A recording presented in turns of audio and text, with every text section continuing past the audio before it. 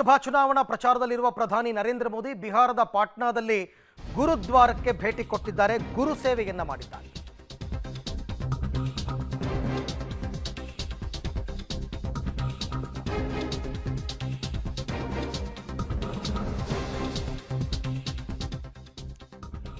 Okay, ಪಾಟ್ನಾದ Sahib ಗುರುದ್ವಾರದಲ್ಲಿ ಪ್ರಧಾನಿ ಮೋದಿ ಅವರ ನಿಸ್ವಾರ್ಥ ಸೇವೆ, ಪ್ರಾರ್ಥನೆಯ ಬಳಿಕ ಲಂಗರ್ ಸೇವೆಯನ್ನು ಸಲ್ಲಿಸಿದ್ದಾರೆ ಮೋದಿ.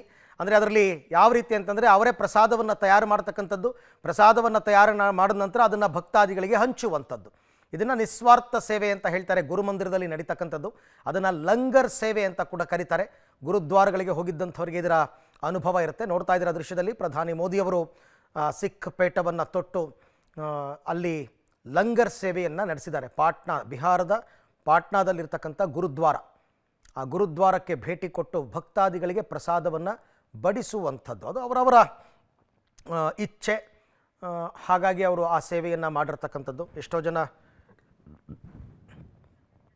ಈ ಬಗ್ಗೆ ಮತ್ತಷ್ಟು ಮಾಹಿತಿ ನನ್ನ ಕೊಲೀಗ್ ಶಬೀರ್ ಅವರಿಂದ ಪಡ್ಕೊಳ್ಳೋಣ. ಶಬೀರ್, ಇದು ಸಾಮಾನ್ಯವಾಗಿ ಗುರುದ್ವಾರಕ್ಕೆ ಭೇಟಿ ಕೊಟ್ಟಾಗ ಪದ್ಧತಿಯಂತೆ ನಡೆದುಕೊಳ್ಳೋದಾ, ಹರಕೆನ ಮೋದಿಯವರು ಈ ರೀತಿ ಮಾಡಿದ್ದು ಬಹಳ ವಿಶೇಷ ಅಂತ ಅನ್ಸುತ್ತಲ್ಲ?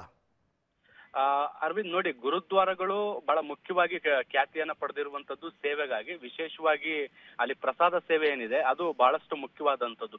ಗುರುದ್ವಾರಕ್ಕೆ ಭೇಟಿ ನೀಡುವಂತಹ ಯಾವುದೇ ವ್ಯಕ್ತಿ ಆಗಿರಲಿ ಒಂದಲ್ಲ ಒಂದು ಸೇವೆಯಲ್ಲಿ ತೊಡಕೊಳ್ಳುವಂಥದ್ದು ಕೂಡ ಒಂದು ಪದ್ಧತಿ ಆಗಿರುವಂತದ್ದು. ಹೀಗಾಗಿ ಪ್ರಧಾನಮಂತ್ರಿ ನರೇಂದ್ರ ಮೋದಿ ಅವರು ಕೂಡ ಇವತ್ತು ಆ ಪ್ರಸಾದ ಸೇವೆಯಲ್ಲಿ ಭಾಗಿಯಾಗಿ ಅಲ್ಲಿ ಬರುವಂತ ಭಕ್ತಾದಿಗಳಿಗೆ ಊಟವನ್ನ ಬಡಿಸುವ ಮೂಲಕ ತಮ್ಮ ಸೇವೆಯನ್ನ ವ್ಯಕ್ತಪಡಿಸುವಂತ ಕೆಲಸವನ್ನ ಇವತ್ತು ಮಾಡಿರುವಂತದ್ದು. ಪಾಟ್ನಾದಲ್ಲಿ ಅವರು ಇವತ್ತು ಚುನಾವಣಾ ರ್ಯಾಲಿಗಳನ್ನ ಕೂಡ ನಡೆಸ್ತಾ ಇದ್ದಾರೆ.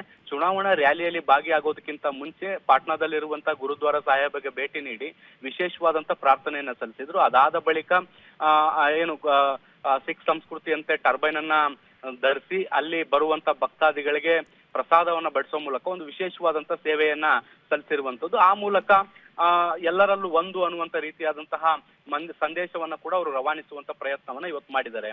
Arvind. Okay, thank you Shabbir. ತಮ್ಮ ಎಲ್ಲ ಮಾಹಿತಿಗಾಗಿ ಧನ್ಯವಾದ.